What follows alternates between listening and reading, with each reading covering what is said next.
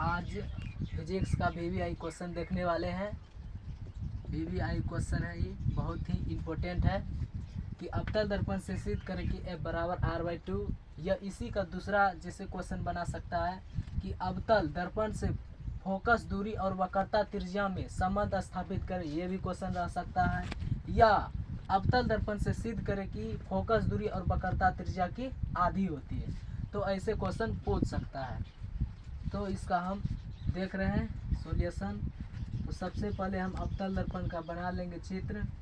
तो अवतल दर्पण जो बाहरी सतह से रजित करता है, तो हम बाहरी सतह से रजित कर रहे हैं।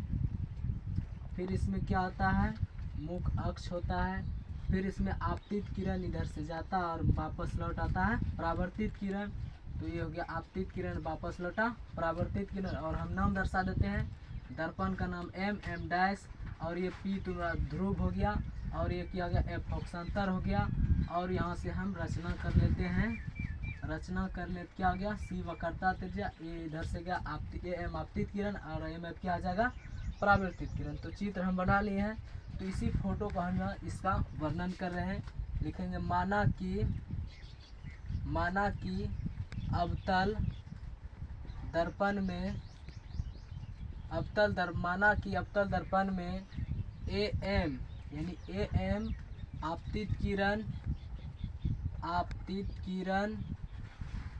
MF परावर्तित किरण, MF क्या है परावर्तित किरण,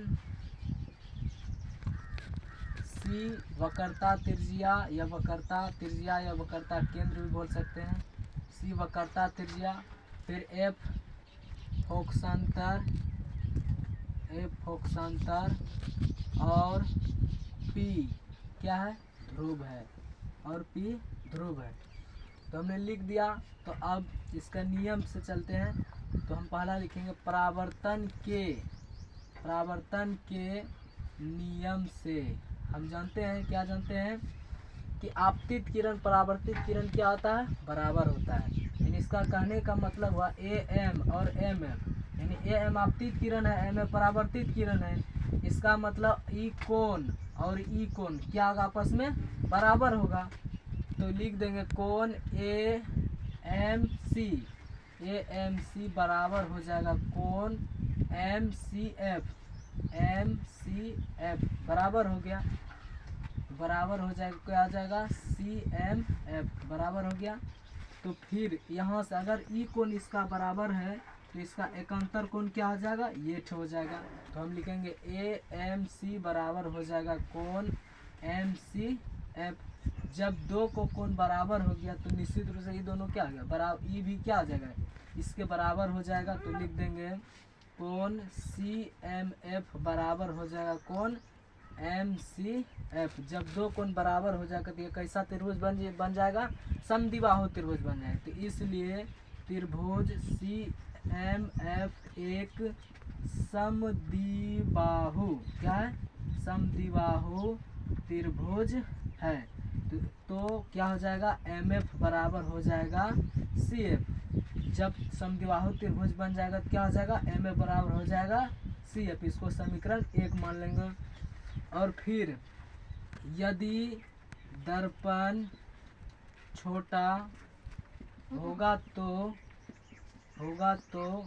M बिंदु क्या होगा P के निकट होगा, M बिंदु क्या हो जाएगा P के निकट हो जाएगा। तो यानी इसलिए क्या हो जाएगा MF बराबर हो जाएगा PF हो जाएगा, क्या हो जाएगा MF बराबर हो जाएगा PF। तो इसको मान लेंगे समीकरण 2। तो इसका इधर देखते हैं